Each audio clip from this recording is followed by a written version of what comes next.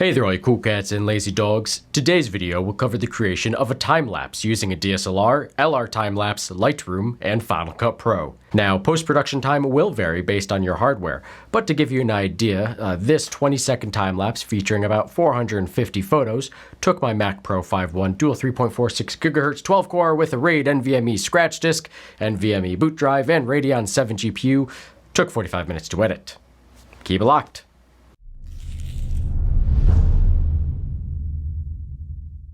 A time-lapse is a visual compression of time based on a specified frame rate, giving the appearance of fast-forwarding through film. For example, a 10-second finished time-lapse on a 24 frames per second timeline will require 240 photos.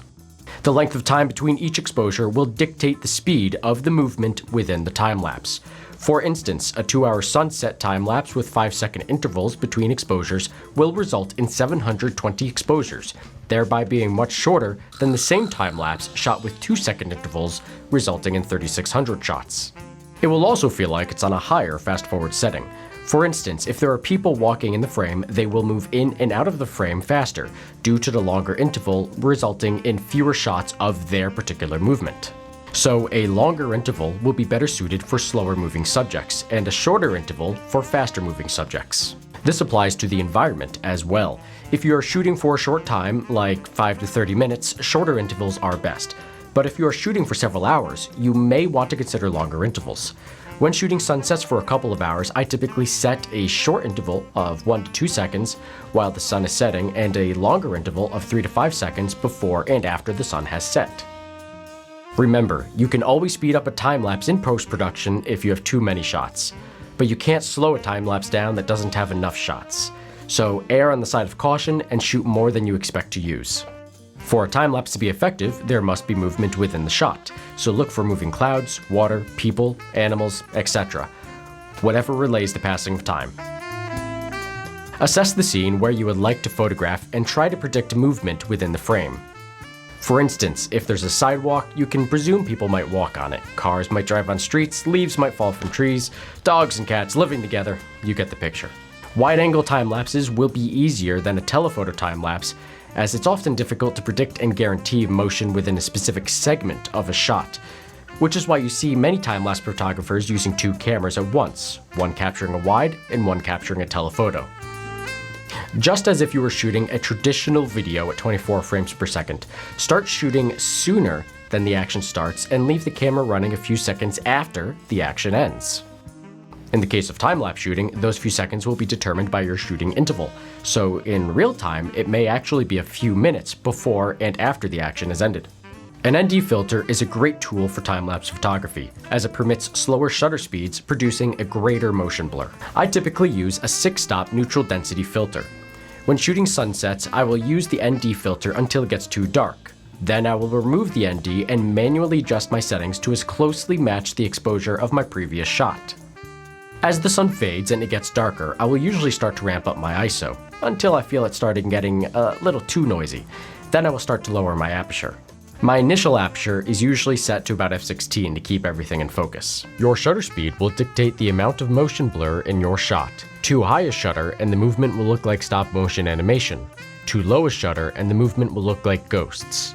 I typically set my shutter between 1/4 of a second and 1 second, depending on the speed of the movement within the shot. Before starting your time-lapse, clean your sensor of any large dust particles with an air blaster, especially if there's going to be a lot of sky in your shot, as they will be more visible due to the slower aperture. When setting up your time-lapse, make sure that the tripod is level and has a sure footing. You will then want to make sure that the pan and tilt is locked off on the tripod so that your shot doesn't change by accident. Some tripods have a hook to attach extra weight such as a backpack to ensure stability from wind and isolation from vibrations. If doing a long exposure time-lapse, you may want to close off your optical viewfinder to prevent unwanted light from entering your sensor. Some cameras have a built-in intervalometer, but my 1DX does not, so I need to use a remote, which I actually prefer due to the ease of pausing to check the shot and resuming a shot that a remote offers. Before you start your time-lapse, take a couple of test shots to ensure proper exposure. Set your focus manually or with one-shot AF, and then disable the lens autofocus and stabilization, so that your focus is consistent throughout the time-lapse. Double check your media, battery, and start shooting for your desired time. I typically shoot in RAW images, which are recommended for the most flexibility in post, but JPEGs will be much faster and easier to edit. Once you have completed your time-lapse, record some ambient audio to go with the visuals in the environment in which you are shooting. Back at your computer, copy your photos onto your hard drive and open with LRTimelapse. Let the images load, select Keyframes Wizard, and choose the number of frames you would like. Depending on the number of photos, I usually use 3, 5, or 10 keyframes. Click Save, and then click and hold Drag to Lightroom, and well, do as it says. Drag this onto your Lightroom icon. I have Lightroom saved on my dock, which I find easy for this purpose. Lightroom will open and ask if you want to import the photos, which of course you will want to do. Go to Filter at the bottom right of the screen and expand the arrow and select 01 LRT5 keyframes. Go to the top right of Lightroom and select Develop. Edit the first photo and click the second keyframes photo while holding the Command key so that both photos are selected. Go to the scroll in the top menu bar and select 01 LRTimelapse Sync Keyframes. This will copy the edits you made on the first photo to your second photo. You can proceed to do this for the rest of the photos and make additional edits as you see fit. Once done editing, switch back to Library. Select Metadata in the menu bar and choose Save Metadata. Go back to LRTimelapse and hit Reload. Proceed to Auto Transition, then Visual Reviews.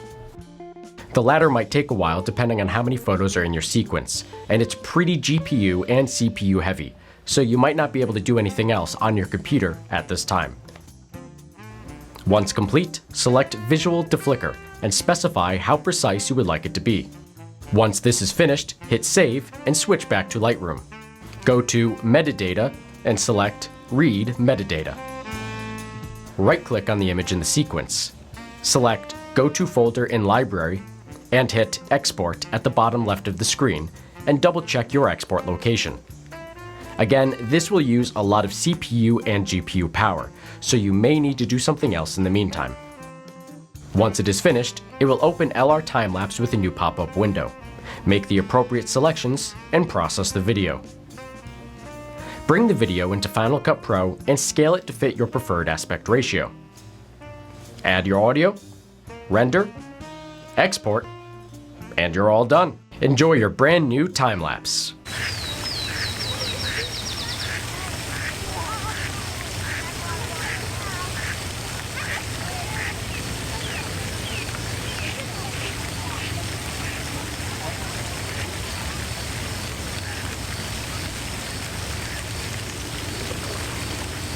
I hope this has helped anyone looking to create a time-lapse video.